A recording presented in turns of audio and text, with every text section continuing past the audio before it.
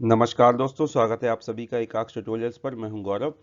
दोस्तों, इस वीडियो में हम पिछले 1 वर्षों के करंट अफेयर्स के महत्वपूर्ण प्रश्नों का अभ्यास करेंगे।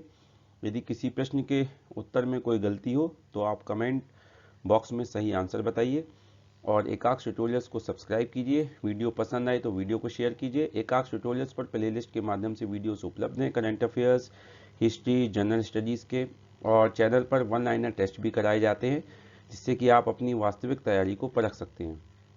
तो RO की तैयारी के लिए, यूपी PCS प्रीलिम्स 2021 की तैयारी के लिए और यूपी PSC द्वारा आयोजित होने वाली जो 2020 की प्रीलिम्स की परीक्षा है, GIC लेक्चरर की, उसके प्रीलिम्स के एग्ज़ाम की तैयारी के लिए, उत्तर प्रदेश राज्य कृषि सेवा परीक्षा 2020 के प्रीलिम्स के एग्ज़ाम की तैयारी के लिए आप एकाक्ष ट्यूटोरियल्स को सब्सक्राइब कर सकते हैं। और सब्सक्राइब करने के बाद सभी वीडियोस को आप देखा कीजिए जिससे कि आपको परीक्षा की दृष्टि से लाभ हो सके।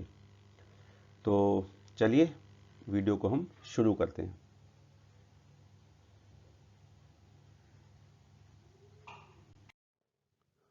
आज के वीडियो का पहला क्वेश्चन है, क्वेश्चन नंबर 1। मानव वन्य जीव संघर्ष को आपदा घोषित करने वाला भारत का प्रथम राज्य कौन सा है? तो इसका आंसर है उत्तर प्रदेश। ठीक है, उत्तर प्रदेश प्रथम राज्य है। Question number 2। गुडिनी जोहानसन को किस देश का पुनः राष्ट्रपति चुना गया है? तो गुडनी जोहानसन को आइसलैंड का पुनः राष्ट्रपति चुना गया है। ठीक है। Question number 3। अगस्त 2020 में भारत के 14वें नियंत्रक एवं महालेखा परीक्षक के रूप में किसने शपथ ग्रहण की? तो किसके द्वारा शपथ ग्रहण की गई है? 14वें नियंत्रक एवं महालेखा परीक्षक के रूप में गिरीश चंद्र मुर्मू के द्वारा। ठीक है। और गिरीश चंद्र मुर्मू इससे पहले आपको पता होगा केंद्र शासित प्रदेश जम्मू कश्मीर के प्रथम उपराज्यपाल भी रहे हैं। ठीक है, यह भी एक महत्वपूर्ण प्रश्न हो सकता है एग्जाम की दृष्टि से कि केंद्र शासित प्रदेश जम्मू कश्मीर के प्रथम उपराज्यपाल कौन थे। ठीक है, तो यह आपको पता होना चाहिए। चलिए अब अगला प्रश्न देखते हैं।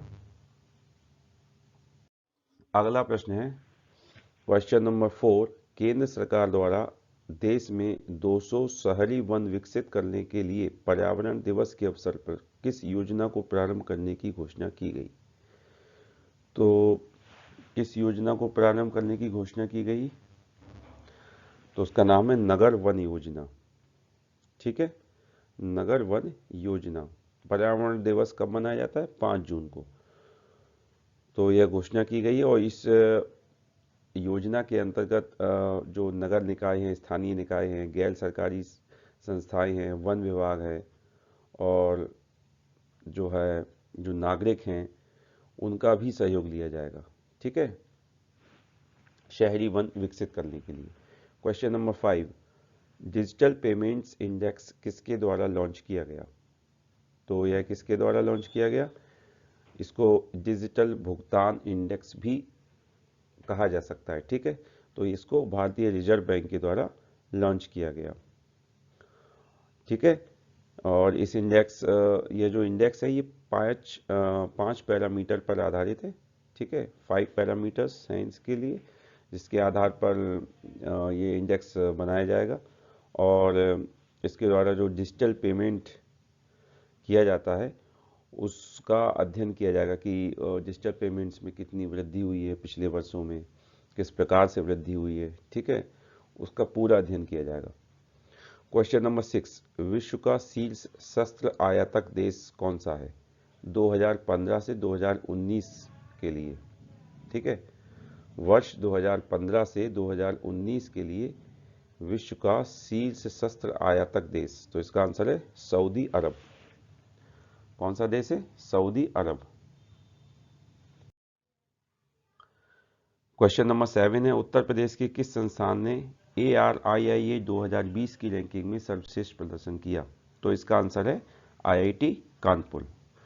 ARIIA की फुल फॉर्म होती है Atal ranking of institutions on innovation achievements. इसको हम संक्षिप्त रूप में शॉर्ट फॉर्म में अटल रैंकिंग भी कह सकते हैं। ठीक है, तो इसमें IIT कानपुर ने प्रथम स्थान प्राप्त किया है। ठीक है, चलिए अब देखते हैं हम अगला प्रश्न।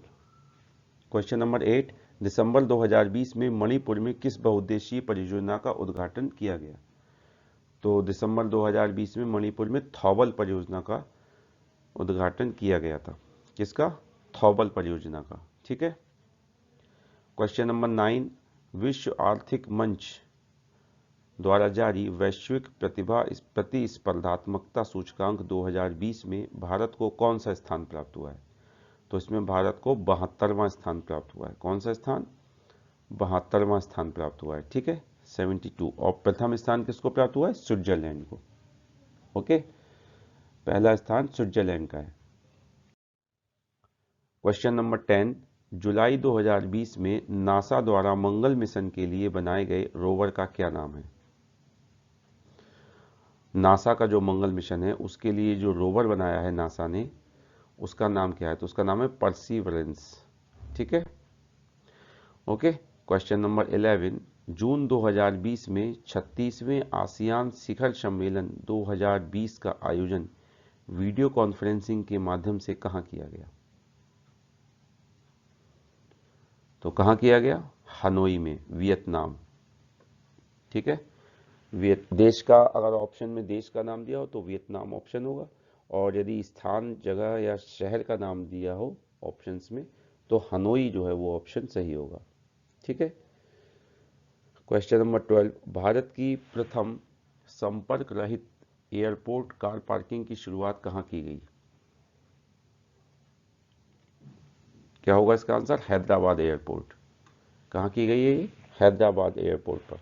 ठीक है, संपर्क रहित अर्थात कॉन्टैक्टलेस एयरपोर्ट कार पार्किंग।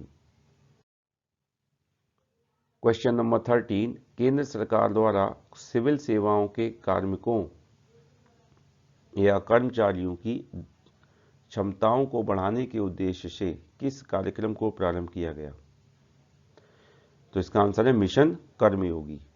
इसके माध्यम से जो सिविल सेवक होते हैं या जो सिविल सर्वेंट होते हैं हम कह सकते हैं, उनको अधिक क्रिएटिव बनाना, सृजनात्मक बनाना, ठीक है, और जो है टेक्नोलॉजी का ज़्यादा से ज़्यादा यूज़ हो।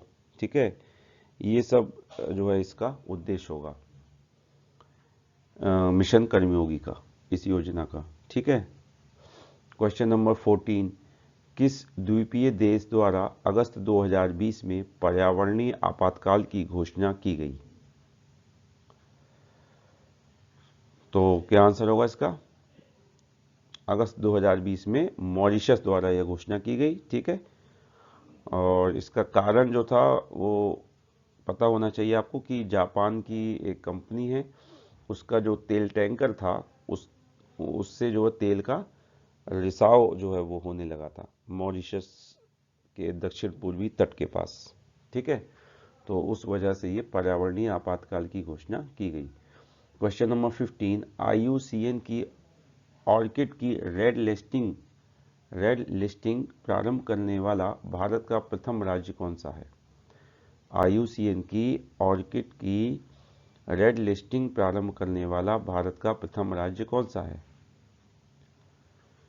तो इसका आंसर है अरुणाचल प्रदेश।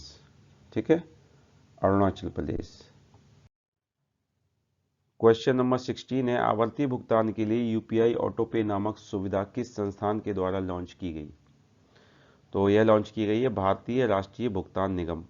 ठीक है, NPCI, national payment corporation of India. ठीक है, इसके द्वारा ये शुरू की गई है। उसके माध्यम से इलेक्ट्रिसिटी बिल है, EMI का भुगतान है, मोबाइल का बिल है, इस तरह के आवर्ती भुगतान जो है वो उपभोक्ता कर सकते हैं। ठीक है, okay. Question number 17, NITI Aayog द्वारा जारी निर्यात तैयारी सूचकांक 2020 में उत्तर प्रदेश ने कौन सा स्थान प्राप्त किया? तो इसमें उत्तर प्रदेश ने स्थान प्राप्त किया है 5वां, 5th स्थान। ठीक है। क्वेश्चन नंबर 18, वैश्विक जलवायु जोखिम सूचकांक 2020 में भारत का कौन सा स्थान है? तो इसमें भारत का स्थान है 5वां स्थान है। वैश्विक जलवायु जोखिम सूचकांक 2020 में भारत का 5वां स्थान है। क्वेश्चन नंबर 19 है, 107वीं भारतीय विज्ञान कांग्रेस का केंद्रीय विषय क्या था? तो इसका केंद्रीय विषय था विज्ञान एवं प्रौद्योगिकी ग्रामीण विकास। और 107वीं भारतीय विज्ञान कांग्रेस का आयोजन कहाँ हुआ था? तो इसका आयोजन हुआ था university of agriculture sciences Bengaluru में। ठीक है। क्वेश्चन नंबर 20, एमएसएमई सक्षम पोर्टल किस संस्थान के द्वारा लॉन्च किया गया?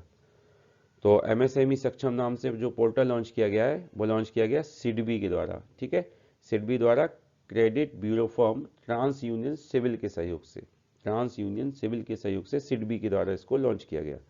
सिडबी की full form small industries development bank of India.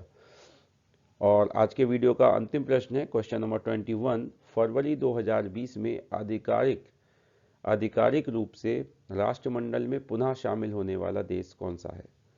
तो इसका आंसर है मालदीव। मालदीव जो है वो फिर से राष्ट्रमंडल में शामिल हुआ है फरवरी 2020 में आधिकारिक रूप से। ओके, तो फ्रेंड्स इस तरह से ये महत्वपूर्ण 21 प्रश्न पूरे हुए आज के वीडियो के करंट अफेयर्स के। और इसमें पिछले एक वर्ष का लगभग करंट अफेयर्स के महत्वपूर्ण प्रश्न लिए गए हैं। उम्मीद करता हूं आपको वीडियो से लाभ होगा। यदि किसी प्रश्न के उत्तर में कोई गलती हो तो कमेंट बॉक्स में आप सही आंसर बताएं। और एकाक्ष ट्यूटोरियल्स को सब्सक्राइब कीजिए और सब्सक्राइब करने के बाद वीडियो को जरूर देखिए जिससे कि आपको लाभ हो सके RO UPPCS प्रीलिम्स 2021 की तैयारी के लिए और RO की तैयारी के लिए और अन्य परीक्षाएं जिसमें कि सामान्य अध्ययन और करंट अफेयर्स के प्रश्न पूछे जाते हैं पाठ्यक्रम में, उसकी तैयारी के लिए आप एकाक्ष ट्यूटोरियल्स को सब्सक्राइब कर सकते हैं। तो मिलते हैं हम अगले वीडियो में, तब तक के लिए धन्यवाद।